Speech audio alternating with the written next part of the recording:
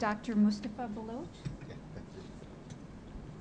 And please introduce yourself. Okay, well, they call me, my real name is Balochi name, by the way, it's not Arabic, but they call me Mustafa. I'm quite happy, you know, to. My name is Shahswar. Shahswar is an old Balochi or Balochi name. I'm teaching, I'm lecturer at one of London University, teaching economics and financial markets. So I think that's all you know, and active political activist, Baloch political activist. I think that's all about me. If I just start with a comment that my colleague made, then I go to what I'm going to do. You see, with any movement, any nation, it's going to be a historical process, but one thing which is going to be very crucial for that movement is that nation understand itself.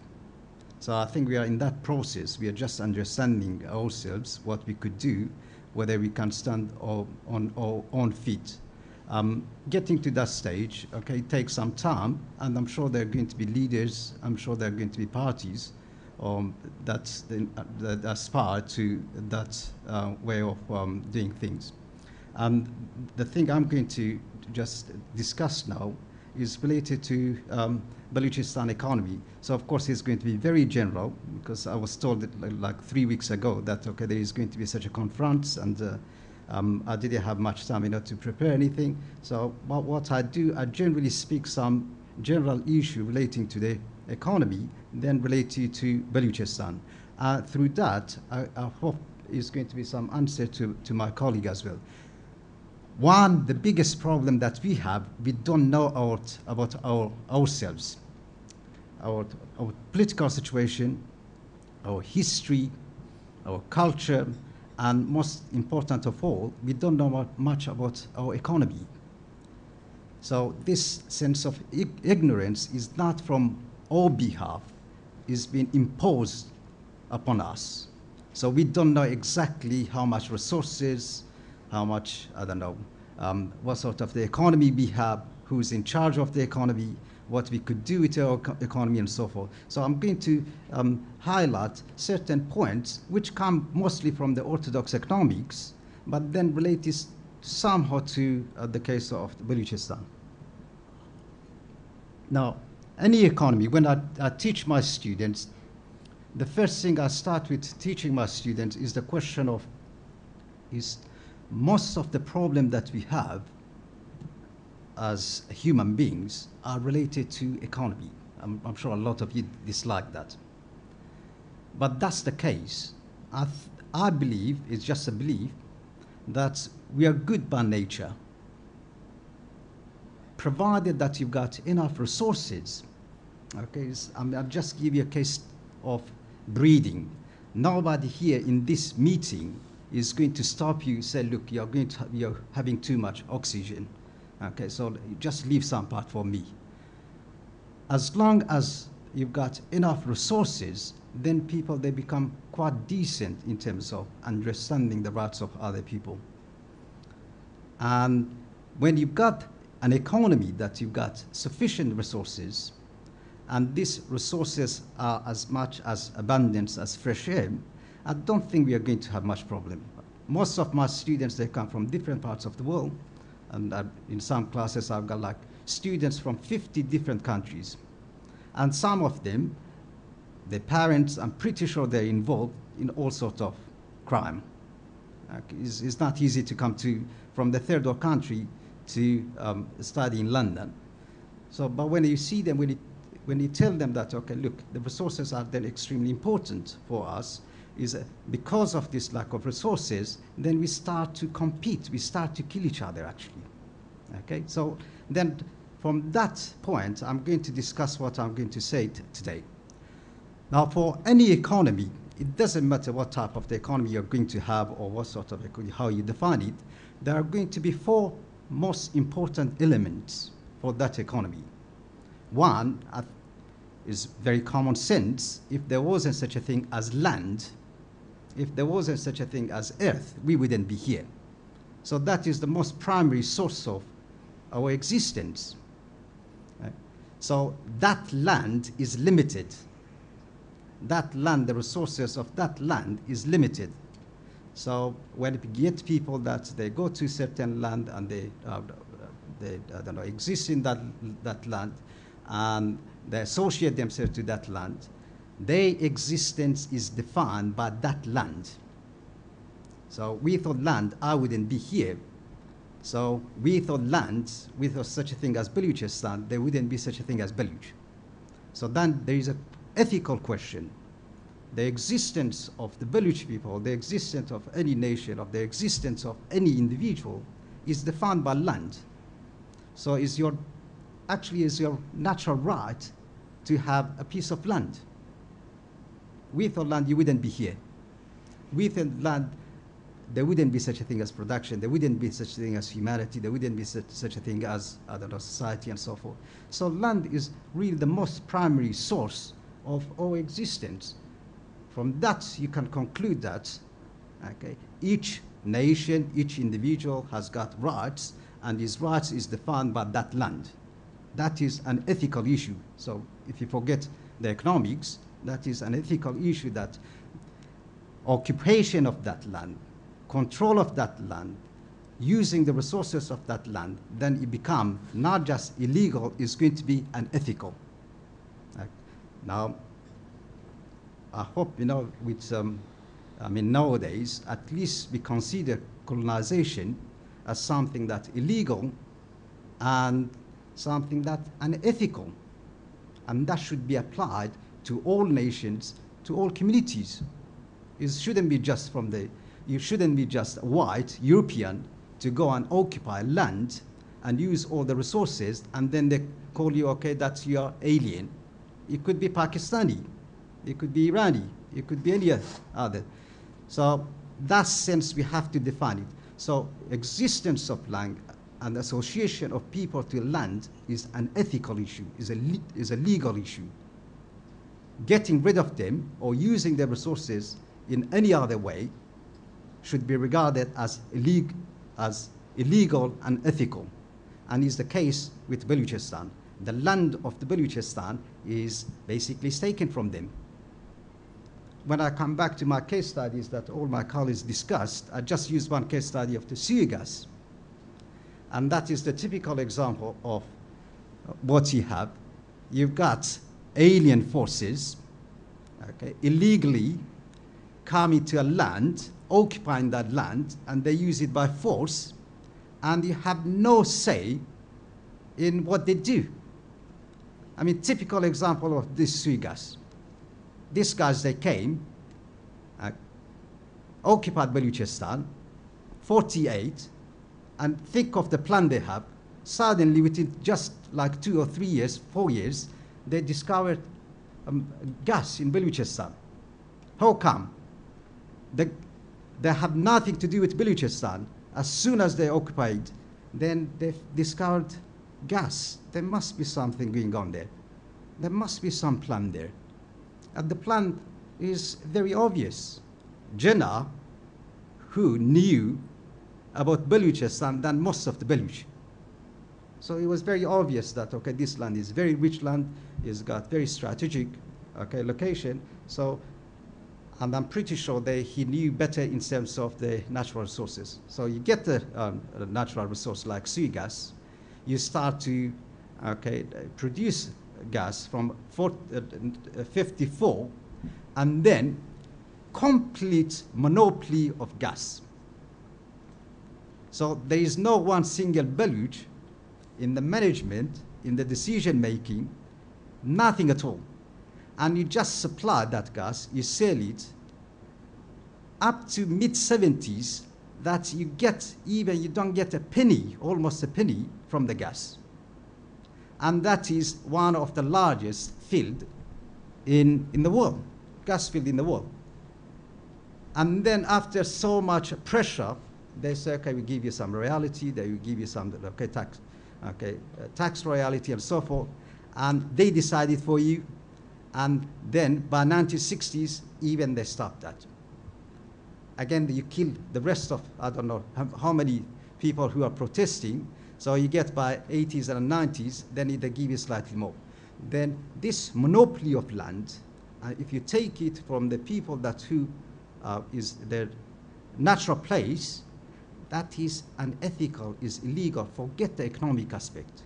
Now, if you take it in terms of the economic aspect of this issue, now since they use the since the discovery of gas, sea gas, according to their own calculation, which I don't believe a minute, students, they did some research of MSc students, my students, they did, and they tried to look for data, and I did it myself, in 80s, to look for some data, and the first impression you get that this data they're useless, absolutely useless.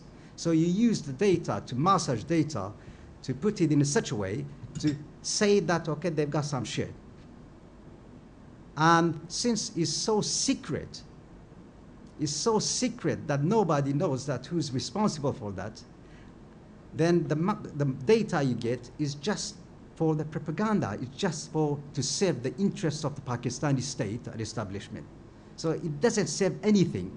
Even if you take internationally recognized way of collecting data, then Pakistan or Iran, for that matter, are the most corrupt society, most corrupt countries and institutions you can imagine. So forget the data, but you just take their data. Now, based on their own data, since 1954-55, they saved like 2 billion pounds, or dollars, sorry, is dollar, because of having access to sea gas from foreign exchange. Otherwise, they have to import the same amount of energy from other countries. So if you do that, that calculation is like over 2 billion, according to your own calculation, after 55 years, and even recently I read it from Malik Siraj, who was taking it from other data in Baloch Hall. Even take that one, 55 years, now if you take the conservative estimate, and that would be more than 100, 110 or 120 billion pounds, what they have, Baloch. Less than, according to their own estimates, less than 2%. And what happened to that 2% when you've got administration, which is Punjabi, Pakistani, they come from other parties, military. So what that 2% of your natural gas goes, of course it goes for administration, it goes for military and so forth. So even by 80, they didn't have any gas at all. So the land, when you associate people to the land, it becomes their natural, the natural and legal rights to have access to that land. Now, if you accept it in that way, maybe it's not recognized internationally. There are so many things that are not recognized internationally. United Nations is not the Union of Nations. Until yesterday, they didn't recognize so many nations that they were in Soviet Union. So that shouldn't stop people to looking at ethical and legal perspective of that. The law is not defined by one nation or group of people they regarded themselves as United Nations. It should be regarded in context of the people who live there and their land. So land is really important, is the primary source. We wouldn't be here. And the existence of Baloch, their survival of Baloch is very much depend on the land they have. Like British, like anywhere else, like here. So that's one aspect that I just wanted to discuss. Now the second part of, for any society, for any human beings to survive, is you could have land, but there could be no people. So you wouldn't have economy. So the second part to any economy, to any society, is people, it's us. So the interaction of us with the land that we have, we create societies, we create economy, and so forth. Now, in the second part, you just take it, just elaborate slightly more. Now, if the interaction of land with the people, the primary source of any society, existence of any society, one is undermined, your land is undermined, so you haven't got access to the resources that you have, you haven't got access in terms of decision making, so even interaction of you with land is stopped artificially by external force. So if it is stopped by external force, that means even in the terms of creation of the wealth that you're going to create is going to be very, very limited.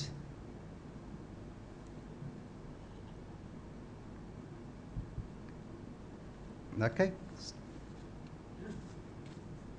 Now, so if I take it, just give you like for the sake of argument. Now, we said that the societies or existent, then is going to be very much dependent on land. So the relation of me with the land that I have is going to define whether what I do about my existence. Now, societies are not just single individuals, okay? So it's a group of individuals. This group of individuals, they maybe as a small group, then they turn to maybe communities, and then they turn to nation. So relationship of that nation to the land they have define their economy, define their society, define their culture, and so forth. Now, having common land is, again, is part of, that's why you define a nation. Now, so the relationship of that nation, that individual to the land is, and through that creation of wealth comes by that interaction. And that is called the process of production. Okay, in orthodox economics, that means, okay, you use land and then you use labor, and then labor, of course, is going to be your mental ability, is going to be your physical ability to produce goods and services. Now, let's move to the second part in relation to, okay, then labor, the relationship between the labor and land. What has happened in the last 60 years? Labor, that means you do much better when you're trained, okay? When you've got education, when, okay, you understand what sort of resources you have in terms of organizing resources in the way that suits that community, that society. What they've done, in all the education in Balochistan has been undermined. If you go and ask all the Baloch here, including myself, they kick you out. If you ask for your basic rights, they kick you out from the school or, I don't know, from university and so forth. So if you take the most active member of any society, that society would stagnate. So they do it deliberately. I mean, they're not stupid. As soon as they realize that, you're going to ask for your rights. So if you had, I don't know, 120 billions from just gas, forget the rest of it, you could use it, you utilize other resources, and you make sure that all the scarce resources that you have is going to benefit that community. And how are you going to do it? You're going to have training, you're going to have education. So that's why skilled labor, it becomes very crucial in terms of development and, okay, progress of any society.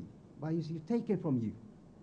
So even that part of yourself, your ability, is being undermined, is being controlled in a way that you cannot do anything. But that comes from your land, because your land has been taken from you. Okay? So if you had the choice, then you would do it totally different. And that's why it's legal, it's ethical issue when you disregard colonization. You say it is illegal. That is one reason for that. So even education, training, your labor skills is undermined, is stopped because of other people controlling you. So if I move, even take the Orthodox, this combination of land and labor creates economies, and that's why we've got economies. Either of those alone cannot create any society or economy. It's a combination of those two that create society or economy. So if you undermine both, then you undermine that society, undermine that community, and so forth. Now the third aspect of any, if you take, I'm just giving you the Orthodox view of what they say, even applied in case of the Balochistan. So forget my own views, what I think. If you move from that, in Orthodox economics, you say what they call them factors of production. That means you use these factors of production in order to produce output or goods and services that you need. And the third one, they call it capital. So you've got land, you've got your labor, then you need capital. And capital is not a good term to use, but let me use it in the way they use it. There are two aspects to capital. One is the machines that you use. You've got money, you buy the machines, technology, and then you employ the technology to produce more goods and services. That is one. And another one is the money that you borrow from the banks or from other institutions, and then you use it to produce goods and services. You employ it. Now take both sides in Balochistan. And again, it goes back to the early two issues as indicated. Since you haven't got the power, since you haven't got the control of your resources, what will happen? What they do, technology is the least developed in Balochistan by any comparison. Mumtaz just explained earlier, and a lot of other colleagues and friends said, so I don't need to go through that. Because it's the least. Technology, what's technology? Technology requires a lot of money. Technology requires long-term investment. Technology requires stable society. They take all that from you. So if you haven't got enough sufficient money, if you haven't got the funds, if you are not able to get your own funds from your own resources, how are you going to invest in technology? And if you don't invest in technology, the technology is the machine of, is the dynamism of societies, including cultures and all that. But technology, when you invest in technology, you see the shift in society. You invest in internet, then you realize that within like 10 years, the whole global markets, the whole global societies, the whole global economies changed. So it brings dynamism. But it's taken from you because you haven't got, they put you to such extent that you exist, and your existence is based on bare existence because you haven't got control on your destiny. So in that sense, again, it goes back to the colonization of what you have. And the second part to the idea of capital is, now, modern societies, modern economies, they progress, they develop, is because what they do, they establish financial institutions. They establish banks, they establish all sorts of financial institutions which are suitable to that society. Now, you are not allowed in Balochistan, East and West Balochistan, to have your own banks. Simply, you are not allowed to have your own banks. So if you are not allowed to have your own banks, to establish your own banks, what you do, any banks, any financial institution that comes, their perception, their idea is quite different from those people, the local people that live there. What they want is a control. You've had all the savings, the basic savings that you have, to control it, not for Balochistan. You use it somewhere else because there must be high rate of return. You put your money when there is high rate of return. And when you've got dysfunctional society as they made it in Balochistan, when there is no such a thing as this infrastructure, when there is no future for your investment, then the rate of return, of course, is not, you don't get that rate of return that you supposedly get it in another part. What you do, even the basic savings that you've got is been taken away from you. Now, with any financial markets, I'm sure you're aware of what happened in last couple of years. You've got global financial markets. Global financial market, any market, is based on two principles. One is confidence, one is trust. The whole notion of credit is based on trust. People, you take the savings of people as long as they trust you. Now, in Balochistan, when you don't know those people who are in charge, where they're going to invest what they do with their savings. Of course, even if they've got the basic savings, that basic savings, it doesn't go to most of it doesn't go to the banks because they can't trust them. One, the highly corrupted society or institution, they imposed from outside. Now, with this institution, they must grow organically. They must come from desire, aspiration, of people themselves. And that's why those financial institutions, do much better when there is a stable environment, when there is more confidence in that society, and it's been taken from them. So in that sense, even the notion, the third aspect of the factors of production taken by orthodox economics, it cannot be applied to Balochistan. So again, is undermines the state of the economy in Balochistan. And if you go to the fourth part of what the orthodox economics says about any economy, is related to organization and management. Now, who organizes, who manages in Balochistan? Very, very few Baloch people, and those few Baloch people are those people that have to accept the rules and regulations that's imposed from above.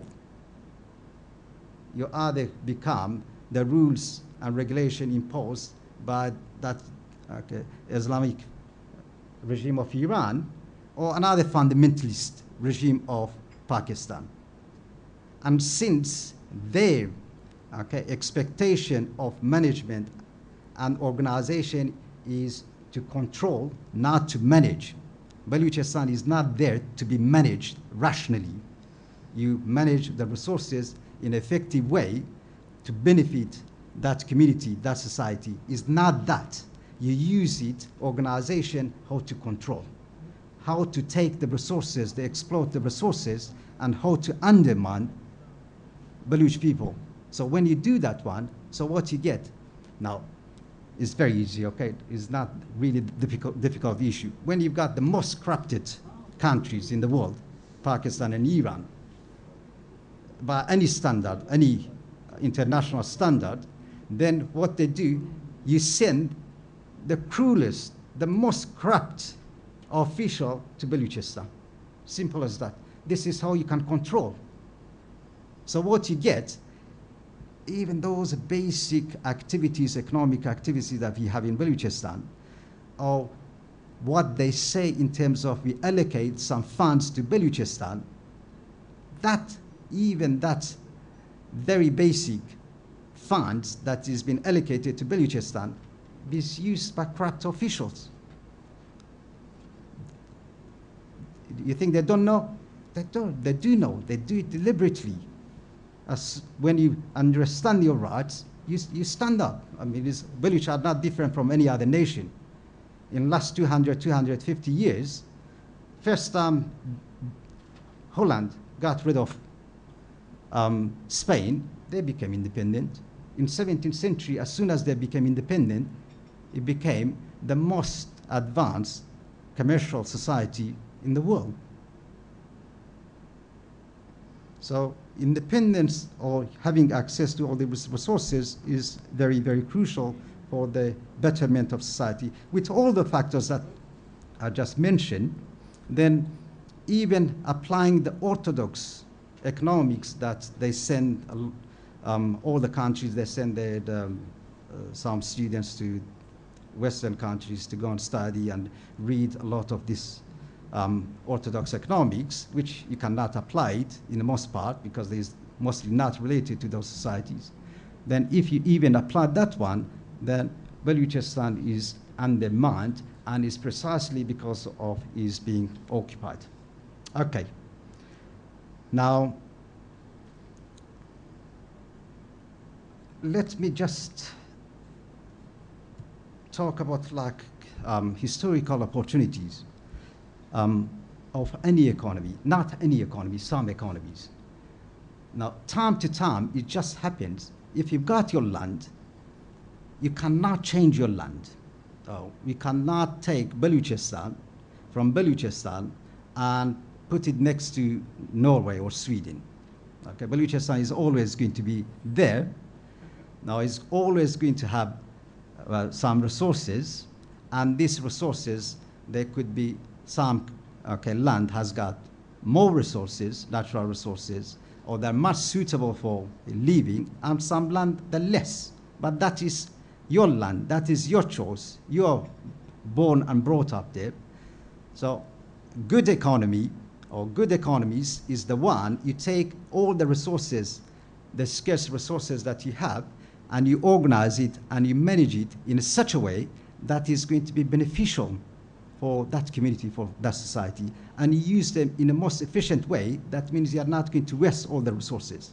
Now, what in Balochistan has happened in the last 60 years, modern Balochistan, is absolute destruction of the Balochistan economy. Now, Balochistan has got, like many other nations, has now, or for the last 50 years, had historical opportunity. Now, just give you some example when I talk about historical opportunity. Even you might not have resources, okay? Even you might not have enough or sufficient resources for the economy to develop as the same rate as like other nations with more resources. But time to time, you could have some historical, okay, opportunity. Now, if you take, when you think of the Silk Road, a lot of countries in Central Asia, including as you go to Turkey, benefited because of the Silk Road. It wasn't because they created silk, but that trade led to a lot of economic activities. Merchants went through that route, okay, spent money on that route, employed people on that route. So what you had for a couple of centuries, you've got a lot of activities in that region, in Central Asia. Give you another example. When the European they colonized Latin America or South America, what they did, they brought all the gold or precious metal from that region and used that precious metal or gold, okay, in particular Spanish and Portuguese, and they started buying goods and services. Good, very interesting point here. It was at the time, okay, a couple of centuries after that, Holland became independent from Spain. So they started, what they do, they used that money from Spain to spend it in Holland. So that created a lot of economic activities. It wasn't part of the Holland, but all the gold and precious metal brought from that region of America. So that then it was historical opportunity and led to rise and development of a lot of economic activities in Holland. Take not far, I suppose from here, take Middle East. Again, in 50s, okay, 40s and 50s, you've got petroleum. Now, you've got Dubai, is not because Dubai is rich in petroleum. It's rich because people, they put all the savings that they have, they put it in Dubai. Dubai created environment for all the savings, brought safety, institutions, organizations to look after their savings. So then you see that one is developed because of this historical opportunity. Again, if you look at by late 60s, 70s, and 80s, then you get Asian tigers. Asian tigers is not because they've got all the resources, and that's why they became so developed, because they had access to international market. When you've got access to European market, when you've got access to American market, and you've got low wages, very hard working population, then you become very productive.